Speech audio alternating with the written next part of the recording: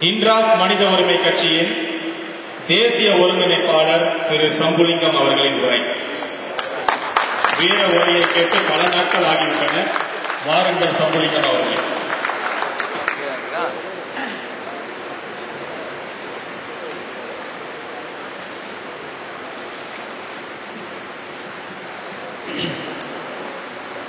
எல்லாருக்கும் வணக்கம். இன்னைக்கு நான் இங்க பேச வேண்டிய தலைப்பு என்னன்னா, இன்றாப் இருக்குதா இல்லையா அப்படிங்கிற கேள்வி ரொம்ப பேர் மனசுல இருக்கு. எல்லாருக்கும் 25ஆம் தேதி நவம்பர் மாதம் நடந்தது எல்லாருக்கும் தெரியும். பெரிய ஆர்ப்பாட்டம், கோலாலம்பூர்ல 8 மணி நேரம் இருந்தோம். அதுக்கப்புறம் என்ன சார் ஆச்சு? சில பேர் மக்கள் சக்தி அப்படின்னு ஆரம்பிச்சாங்க. அப்புறம் மக்கள் சக்தி 1, மக்கள் சக்தி 2 அப்படின்னு ஓடிக்கிட்டு இருக்குது. அப்புறம் இன்னொரு குரூப் வந்துட்டு மலேசிய இந்தியர்களுடைய குரல் காது அப்படின்னு அவங்க ஒரு பக்கம் பேசிட்டு இருக்கிறாங்க. இப்ப யார் உண்மையான இந்தியன் அப்படின்னு ரொம்ப பேருக்கு குழம்பி போயிருக்கிறாங்க. இதுல நம்மள குழப்புறது அரசாங்கம். அம்னோ அரசாங்கம் நம்மள குழப்பிக்கிட்டு இருக்குதுங்கிறத நம்ம முதல்ல நல்லா தெளிவா தெரிஞ்சுக்கணும். உண்மையிலேயே சொல்றேன், இந்த 3 வருடத்துக்கு பிறகு இன்னைக்கு 250 பேர் நீங்க வந்திருக்கீங்கன்னா உங்ககிட்ட இன்றாப் மேல நீங்க வச்ச நம்பிக்கை இன்னும் ஆணித்தரமா அஸ்திவாரமா இன்னும் இருக்குது அப்படிங்கிறதுக்கு இதான் உதாரணம். நீங்க சரியான இடத்துக்கு வந்திருக்கிறீங்கன்னா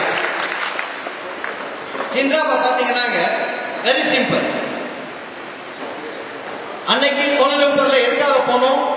18 கோரிக்கை. அந்த 18 கோரிக்கையை நிறைவேற வரைக்கும் கடைசி வரைக்கும் யாரு விடாம கைப்பில பிடிச்சிருக்கிறானோ அவன் தான் இன்றாப். பாதியில ஓடி போயிருக்காங்க. அம்மா காலையோ தேசிய காலையோ கீழே விழுந்து மண்டிக்கிட்டு எனக்கு 18 கோரிக்கை இல்ல 10 கோரிக்கை தான், 18 கோரிக்கை 5 கோரிக்கை தான் சொல்ற கோழிகள் இல்லை இன்றாப். நம்ம அன்னைக்கு அனுபவிச்ச அந்த வேதனை சாதாரணமா குப்பையில தூக்கி போட்டுட்டு போறதுக்கு நம்ம இல்லைங்க ஆளு. அன்னைக்கு அனுபவிச்ச வேதனை அதுக்கு ஒரு பலன் இருக்கணும். அன்னைக்கு 8 மணி நேரம் கோலாலம்பூர் போய் கலக்கணும்னா எதுக்காக கலக்கணும்? போய் அம்மா காலில் விழுறதுக்கா, போய் டிஎம்பி காலில் விழுறதுக்கா, போய் பாஸ் காலில் விழுறதுக்கா? கிடையாது. நம்முடைய உரிமை நாட்டுல என்ன உரிமை நம்மளுக்கு தெரிஞ்சு அந்த உரிமை கிடைக்கிற வரைக்கும் போராடணும் தான் இன்றாப். இன்னைக்கு நீங்க சரியான இடத்துல வந்திருக்கிறீங்க. அதை முதல்ல மனசுல நிறுத்திக்குங்க. அடுத்ததா நம்மளுக்கு பயம் கிடையாது. இன்றாப் உங்களுக்கு எல்லாம் பயம் தெரியாது. ஏன்னு கேட்டீங்கன்னா, மலேசிய வரலாற்றிலேயே இந்தியர்களுக்காக போராடி அடிக்கடி அதிகமா போலீசால கைது செய்யப்பட்ட ஒரே இயக்கம் இன்றாப் தான். வேற எவ்வளவு இருக்கிறாங்க? யாராவது போலீஸ் எத்தனை மாட்டி இருக்கிறாங்களா? போன வாரம் அதுக்கு தைப்பூசம் வரைக்கும் லேட்டஸ்ட் அரசு மாசம் எங்களை பிடிச்சிக்கிட்டு தான் இருக்கிறாங்க. நீ பிடிச்சிக்க இவன் தங்கம் அதான் எங்களோட நீங்க இருக்கிறாங்க, எஸ்பி எல்லாம் இருக்கிறாங்க. ஒவ்வொரு கூட்டத்திலும் நாங்க சொல்றதுதான் சொல்றோம். நல்ல பெருசா எழுதி கொண்டு போய் பிரைம் மினிஸ்டர் கொடுங்க. எங்களுக்கு பயம் கிடையாது. எங்களுக்கு பயம் கிடையாது. ஏன்னா எங்களுக்கு நியாயம் இருக்குது, தர்மம் இருக்குது, சத்தியம் இருக்குது. அந்த போராட்டம் தொடரும். ஆக நீங்க வந்துட்டு யாரு 18 கோரிக்கை பத்தி பேசுறாங்களோ, நீ மக்கள் சக்தின்னு போன மாதிரி வேற ஒரு பேரை வச்சுக்கலாம், இல்ல காது வாயு மூக்கு அப்படின்னு சொல்லி வச்சுக்கலாம். ஆனா இன்றாப் அப்படிங்கிற வார்த்தையை உபயோகித்து இவ்வளவு தைரியமா மேடையிலிருந்து பேசுறதுக்கு மனசுல தைரியம் இருக்குதுங்க. அவன் தான் இன்றாப், நாங்க தான் இன்றாப், நாங்க தாங்க இன்றாப் மக்கள் சக்தி. இதுல உங்களுக்கு குழப்பமே வேண்டாம். இத போய் நீங்க 200 பேர் வந்திருக்கிறீங்கன்னா ஆளுக்கு 10 பேர்கிட்ட சொல்லுங்க. 2000 பேருக்கு தெரியும், 20,000 பேருக்கு தெரியும். அதுதான் நீங்க இன்னைக்கு வந்து செய்ய போற மிகப்பெரிய உங்களோட தொண்டு என்னன்னா அதுதான். மக்கள் கிட்ட சொல்லுங்க, இன்றாப் இன்னும் சாகல, சாகாது, வீழாது, தொடர்ந்து போராடும் அப்படின்னு எல்லாருக்கும் தைரியமா சொல்லுங்க. அதுதான் இன்றாப். அதுல நீங்க தெளிவா இருக்கும். இன்றாப் எதுக்காக போராடுது? காலையில இருந்து சகோதரர்கள் எல்லாம் சொல்லிட்டு இருக்கிறாங்க. ரொம்ப நல்லா பேச கத்துக்கிட்டாங்க. இப்ப ஆரம்பத்துல மேடம் முன்னுக்கு வர பேச தயங்குவாங்க. ஆனா இப்ப அவங்களுக்கு ட்ரைனிங் வந்துடுச்சு. அவங்க உண்மைகளை எடுத்து தைரியமா பேசுறாங்க. எதனால அவங்களுக்கு அந்த தைரியம் வருது? ஏன்னா அவங்க பேசுறது உண்மை, நியாயம், சத்தியம்னு அவங்க நம்புறாங்க.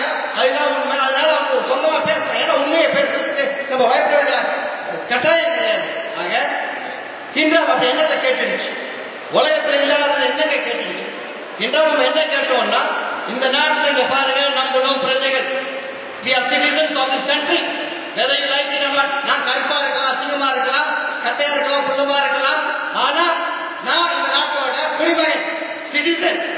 எனக்கு இந்த நாட்டுல உரிமை இருக்குது. என்ன உரிமை கேட்கிறோம்? கல்வியில நமக்கு உரிமை வேணும், ஸ்காலர்ஷிப் வேணும், வியாபாரத்துல நம்மளுக்கு பங்கு வேணும், நமக்கு வேலை வாய்ப்பு வேணும். நம்மளும் இந்த நாட்டுல எல்லாரும் அனுபவிக்கிற மாதிரி நாங்களும் அனுபவிக்கணும். 53 வருஷமா நீங்க ஏமாத்திட்டு இருக்கீங்க. ஏமாத்துறது போதும், come to the table, let's talk அப்படின்னு கூப்பிட்டது தப்பா?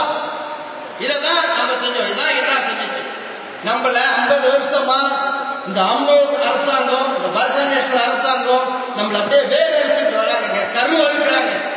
கரு அறுக்கிறீங்கன்னா தெரியுமா?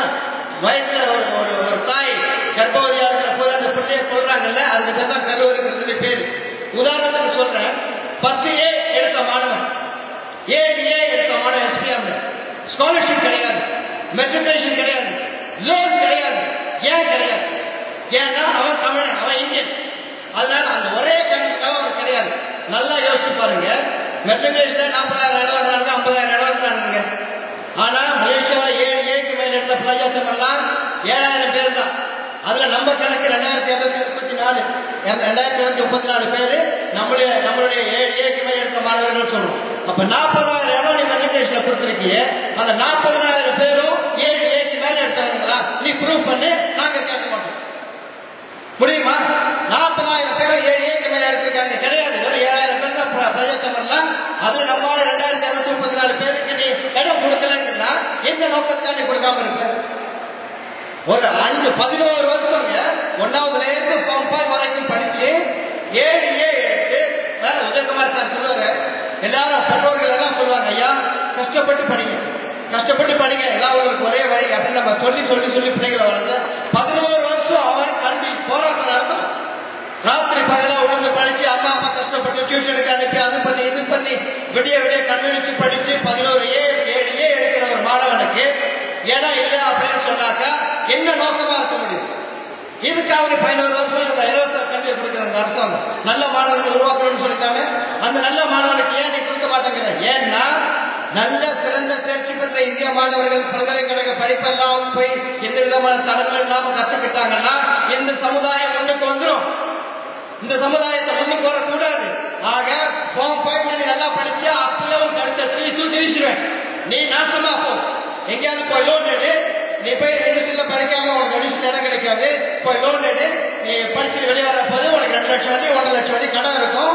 வேலை செஞ்சியா அடுத்த மாசத்துல இருந்து நீ காசு கடன் கட்டிக்கிட்டே இரு. அப்புறம் வீடை வாங்குவேன், வீட்டு கட்ட கட்டு, அப்புறம் காடி வாங்குவேன் கட்டு. 50-60 வயசு வரைக்கும் கடன் கட்டிக்கிட்டே நீ பாட்டுக்கு குட்டிச்சாரா போ. சமுதாயத்தை பத்தி பேசாத, உரிமையை பத்தி பேசாத.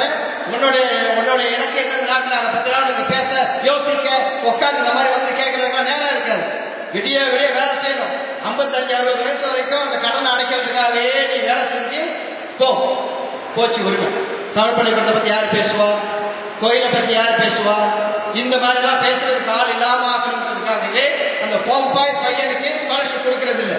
ஸ்காலர்ஷிப் கொடுக்கறன்னு நினைச்சா கொடுக்கலாங்க. சரி, ஸ்காலர்ஷிப் தான் இல்ல, யூனிவர்சிட்டியில் இடம் கொடுக்கலாம், அதுவும் கொடுக்க மாட்டாங்க. ஏன்னா இந்த சமுதாயம் ஒன்றுக்கு வரக்கூடாது. அதோட ஆக கடைசியான அதுல மகாஜன் முகமதோட கொட்டேஷன் இந்த பிரீமிஷன் வந்திருக்குது. இந்த நாட்டை ஆண்ட ஒரு பிரதமர், இந்த நாட்டை ஆண்ட எல்லாருக்கும் பிரதமரா இருக்க வேண்டிய ஒரு மனுஷன் சொல்லியிருக்கிறாரு, பல்கலைக்கழகத்துல நம்ம மெரிட் படி இடம் கொடுத்தோம்னாக்கா, அதாவது தகுதி அடிப்படையில பல்கலைக்கழகங்கள் இடம் கொடுத்தோம்னாக்கா பாதிக்கும் மேற்பட்ட பூமிபத்ரா மாணவர்கள் பல்கலைக்கழகத்துக்கு போயிருக்க முடியாது. அப்படின்னா என்ன அர்த்தம்? பாதிக்கும் மேற்பட்ட தகுதியான மலாய்க்காரர்கள் அல்லாத மாணவர்களோட இடத்தை புடுங்கிட்டு தகுதியே இல்லாத மலாய்க்காரன் யூனிவர்சிட்டி கொடுத்திருக்கேன்னு இந்த நாட்டோட பிரதமர் சொல்றாருங்க. இதை விட அநியாயம் இந்த நாட்டில் நடக்குமா? நம்ம மட்டும் வரல இந்த நாட்டுக்கு. இந்தியாவில இருந்து சிங்கப்பூருக்கு போயிருக்காங்க, பிஜிக்கு போயிருக்காங்க, மொரிஷியஸ் போயிருக்காங்க, சவுத் ஆப்பிரிக்கா போயிருக்காங்க, சுரினாம் போயிருக்காங்க, கிரீன்லாந்து போயிருக்காங்க, கனடா, யூகே, அமெரிக்கா எல்லாத்துக்கும் போயிருக்காங்க.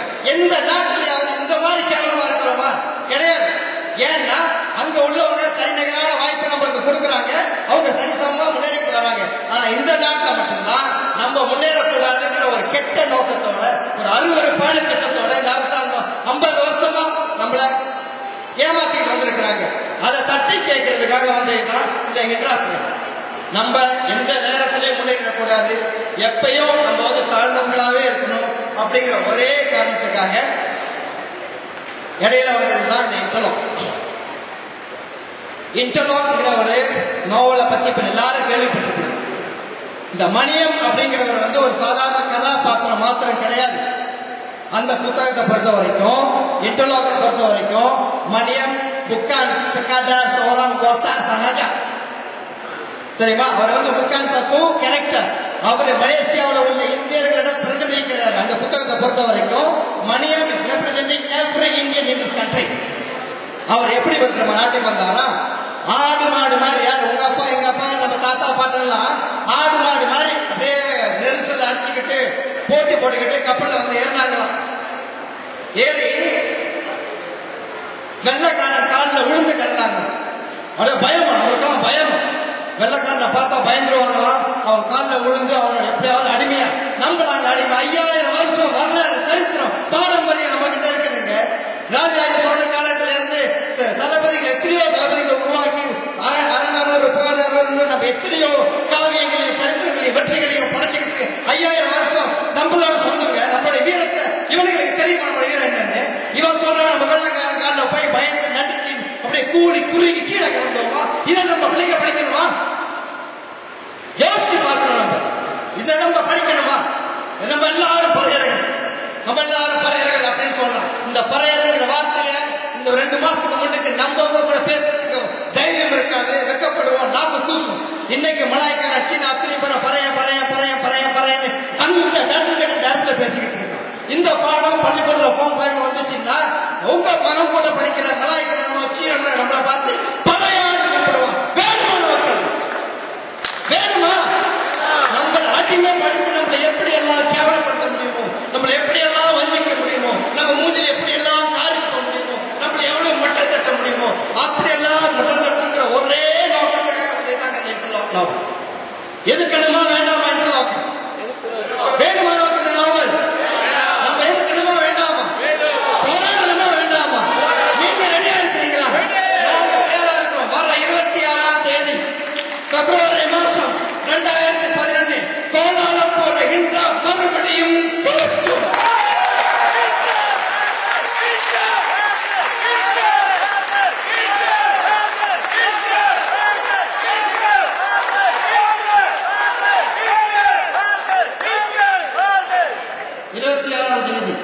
பிப்ரவரி மாதம் 2011 கோலாலம்பூர். மற்ற விவரங்களை நீங்க செய்தித்தாள்ல பாருங்க.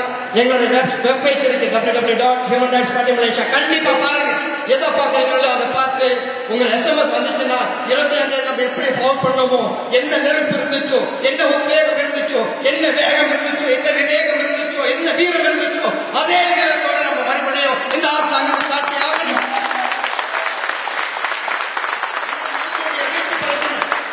கண்டிப்பா இதை செயல்படுத்தி ஆகணுங்க. ஏன்னா இன்ட்ரா பயப்படாது, பயந்ததெல்லாம் போதும். இன்னைக்கு இன்ட்ராப்னு சொல்லி எத்தனையோ பேர் நம்மள என்னென்னவோ செஞ்சாங்க. நம்மள பேன் பண்ணி பார்த்தாங்க, முடியல. நம்மள உடச்சு பார்த்தாங்க, முடியல. நம்ம இன்னும் உயிரோட இருக்கிறோம். ஏன்னா நம்ம பக்கம் நியாயம் இருக்குது, தர்மம் இருக்குது, சத்தியம் இருக்குது. எங்க கூட நாங்க ரெடியா இருக்கிறோம். எங்களுக்கே பிடிச்சி நீங்க உள்ள போடு, ஐஎஸ்ஐயா போடு, தூக்குறியா தூக்கி எது வேணாலும் பண்ணீங்க. ஆனா இன்ட்ராப் உரிமை இருக்கிற வரைக்கும் நாங்க அந்த இவங்க இருந்தாங்க, போயிட்டாங்க. இப்ப நாங்க வந்திருக்கோம். நாங்க போன பிறகு மறுபடியும் இந்த போராட்டம் தொடர்றதுக்கு எங்க நிறைய பேர் ரெடியா இருக்கிறாங்க. ஆனா நாங்க கேட்கறதெல்லாம் நாங்க ரெடியா இருக்கிறோம், நீங்க ரெடியா இருக்கிறீங்களா? உங்களுடைய ஆதரவு எங்களுக்கு இருக்கா இல்லையா அப்படிங்கிறது. நீங்க ரெடினா நாங்களும் ரெடியா இருக்கிறோம். எனவே வர 26ஆம் தேதி மீண்டும் இந்த நாட்டிலே ஒரு புரட்சி, ஒரு சரித்திரத்தை படைப்போம். எல்லாரும் வாங்க, எல்லாருக்கிட்ட போய் சொல்லுங்கன்னு சொல்லி வாய்ப்புக்கு நன்றி குறிப்பிடுகிறேன். நன்றி.